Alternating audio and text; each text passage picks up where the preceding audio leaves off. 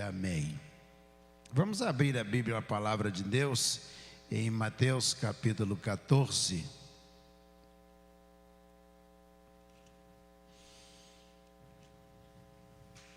A partir do versículo de número 22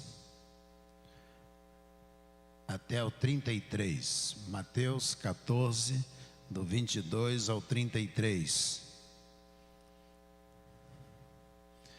E logo a seguir, Jesus fez com que os discípulos entrassem no barco e fossem adiante dele para o outro lado, enquanto ele despedia as multidões. E tendo despedido as multidões, ele subiu ao monte a fim de orar sozinho. Ao cair da tarde, lá estava ele só. Entretanto, o barco já estava longe, a uma boa distância da terra, açoitado pelas ondas, porque o vento era contrário. De madrugada, Jesus foi até onde eles estavam, andando sobre o mar. Os discípulos, porém, vendo-o andar sobre o mar, ficaram apavorados e disseram: é um fantasma. E tomados de medo, gritaram. Mas Jesus imediatamente lhes disse: coragem, sou eu, não tenham medo. Então Pedro disse: se é o Senhor mesmo, mande que eu vá até aí, andando sobre as águas. Jesus disse: venha. E Pedro, descendo do barco, andou sobre as águas e foi até Jesus. Reparando, porém, na força do vento, teve medo e, começando a afundar, gritou: salve-me, Senhor. E prontamente Jesus, estendendo a mão, o segurou e disse: homem de pequena fé, por que você duvidou?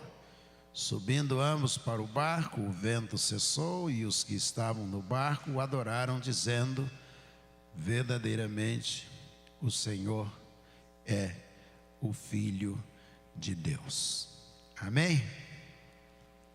Amém? Muitos hoje não vieram, estão com medo do furacão Milton, né? Provavelmente pensaram: não vou sair de casa hoje, vai ter um furacão que vai passar em Orlando, ali em Tampas, em Miami, é melhor a gente não sair de casa não. Alguns estão preocupados provavelmente. Mas nós estamos aqui falando sobre tempestade. Vamos orar?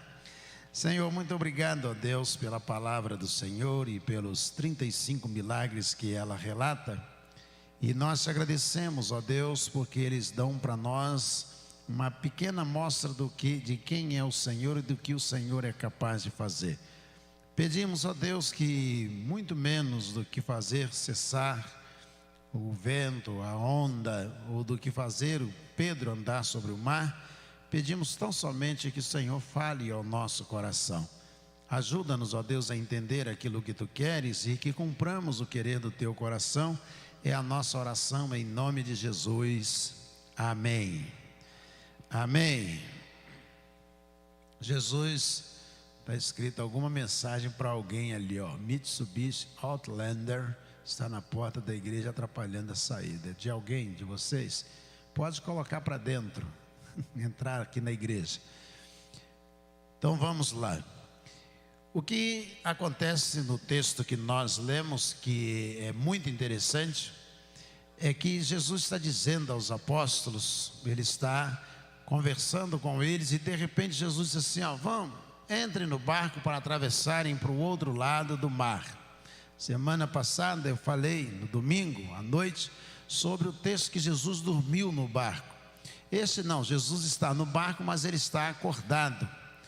E aí Jesus diz a eles: podem ir, porque ele quer ficar sozinho, quer orar sozinho. E o discípulo diz que o texto diz que os discípulos entraram no barco, mas não diz o que eles estavam fazendo no barco, mas diz que Jesus ficou no continente para orar. Eles estavam no barco e o texto não faz referência se eles estavam batendo papo, conversando, mas diz que Jesus estava ali no continente, estava em terra firme, subiu ao monte para orar. E ele, enquanto Jesus orava, e depois que algum tempo passou, Jesus resolve encontrar os discípulos. Eles já estão no meio do mar e Jesus vai encontrá-los. E ele vai andando por cima da água. Esse texto me é muito precioso. Eu gosto muito de física, matemática e física. Fui professor há alguns anos de matemática e física. Existe dentro d'água uma força gravitacional e ela é chamada de empuxo.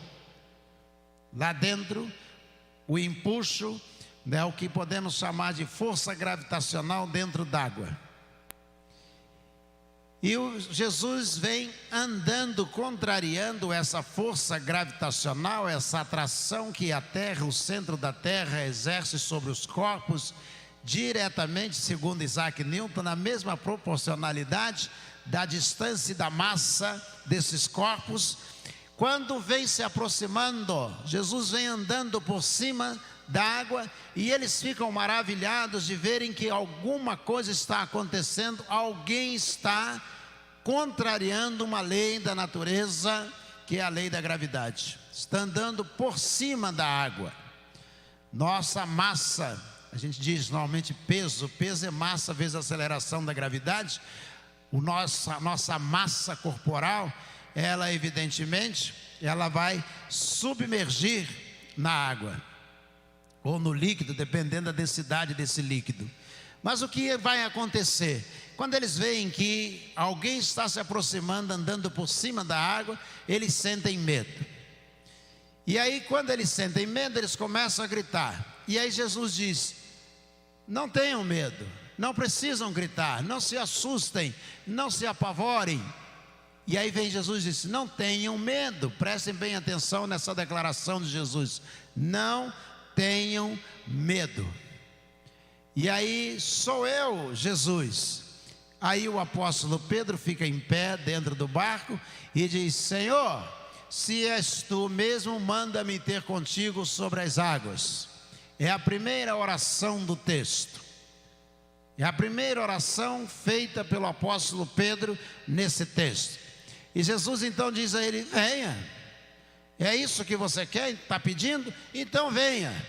E ele sai de dentro do barco, coloca um pé fora do barco, por cima da água, coloca o outro pé e ele percebe que ele não afunda. Pedro era pescador e perfeitamente sabia que se saísse de dentro do barco, ele iria afundar, mas ele não afunda. Jesus havia dito a ele, respondendo ao pedido que ele fizera, disse: venha. E ele então inicia os primeiros passos de uma caminhada por cima d'água. E diz a Bíblia que ele, percebendo o vento forte, sentiu medo e começou a afundar. Ou seja, a partir daquele momento, tudo volta à normalidade. O que era sobrenatural deixa de existir. Retorna à normalidade, ele começa a afundar, ou seja, o impulso, a força dentro d'água vai exercer essa atração do centro da terra, vai ser exercida sobre o corpo dele, ele começa a descer. E aí, quando ele está descendo, ele faz a segunda oração do texto: Senhor, salva-me. Jesus, sem nenhuma extraordinariedade, Jesus estende a mão. Jesus poderia dizer, eu imagino, dizer assim: então, boia, sobe. Jesus estende a mão, segura pela mão, o põe de pé, leva até o barco e o coloca dentro do barco. Se instaura um diálogo ali, Jesus falando aos discípulos, mas eu gostaria que nós pensássemos até aqui. Primeira coisa que eu gostaria que você pudesse entender: Pedro não tinha nenhuma necessidade de andar sobre as águas. O que ele está pedindo é totalmente desnecessário. Quando Jesus se aproxima, ele se assusta, ele diz assim, diz que eles gritaram com medo e Jesus disse: não tenham medo, sou eu, Jesus. Bastava eles acreditarem no que Jesus estava dizendo. Jesus disse: não tenham medo. Fiquem tranquilos, porque eu estou aqui, quem está aqui sou eu, e vocês não precisam se preocupar. No entanto, o apóstolo naquele momento, o apóstolo Pedro, ele faz um pedido totalmente desnecessário. A vida dele, a realidade dele diz: se és tu. Não existe o condicional na língua grega, esse condicional se, se, ou partícula passivadora na língua portuguesa, não é isso? Se, não existe esse condicional. Ué, pastor, e como é que se fala em grego? Já que. Isso mesmo, já que. Se você ler João capítulo 14, Jesus diz assim, a tradução: e se eu for, virei outra vez. Na verdade, já que eu vou, virei outra vez. Não existe esse condicional. Quando em Mateus capítulo 4 Jesus é tentado, o diabo olha para ele e diz: se tu és o filho de Deus, esse se não existe, já que tu és o filho de Deus. O diabo conhecia Jesus, eles conviveram toda a eternidade passada e não precisava lançar um condicional ou uma dúvida. Se não existe na língua grega como nós temos em português. De maneira alguma. Jesus está ali com eles e Pedro, então Jesus disse: não tenham medo. Aí Pedro diz: já que tu és tu, manda-me ter contigo sobre as águas. Qual era a necessidade disso, que isso precisasse acontecer na vida do apóstolo Pedro? Quantas vezes nós fazemos orações de coisas totalmente desnecessárias? Não há nenhuma necessidade daquilo que nós estamos pedindo. Nós estamos ocupando, me permita a expressão, ocupando Deus com coisas desnecessárias, pedindo coisas que não são necessárias. Se elas não acontecerem, não acontecessem, não fariam nenhuma diferença no mundo que nós vivemos, na nossa vida, na nossa família, não haveria diferença alguma.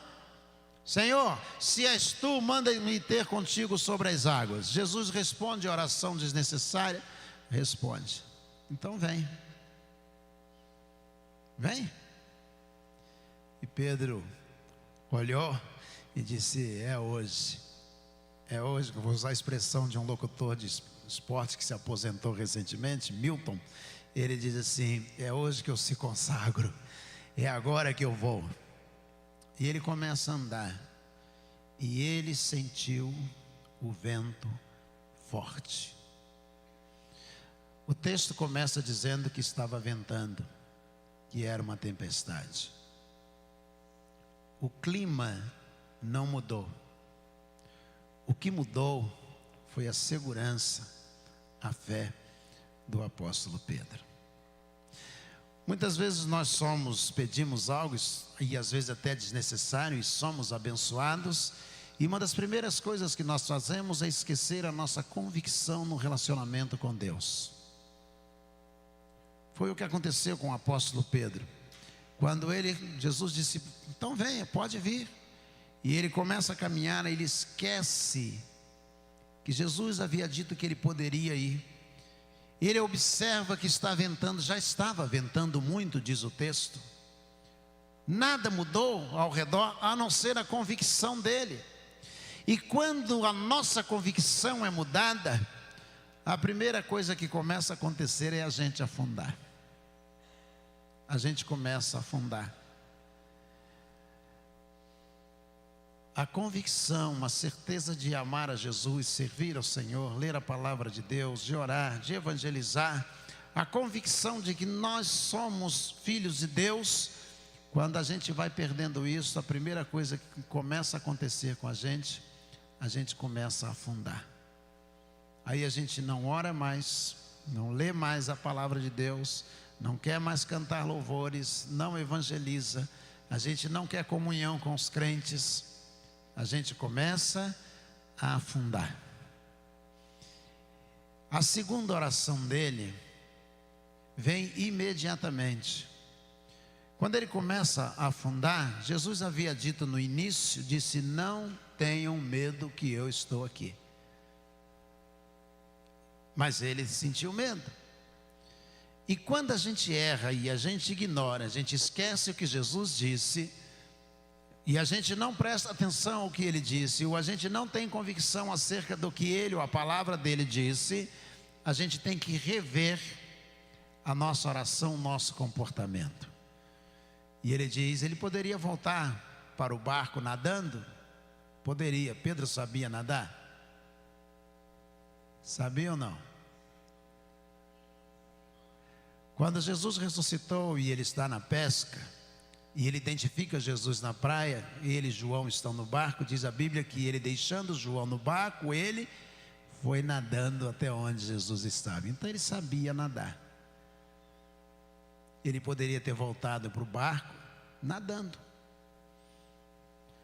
mas ele preferiu confiar no Senhor.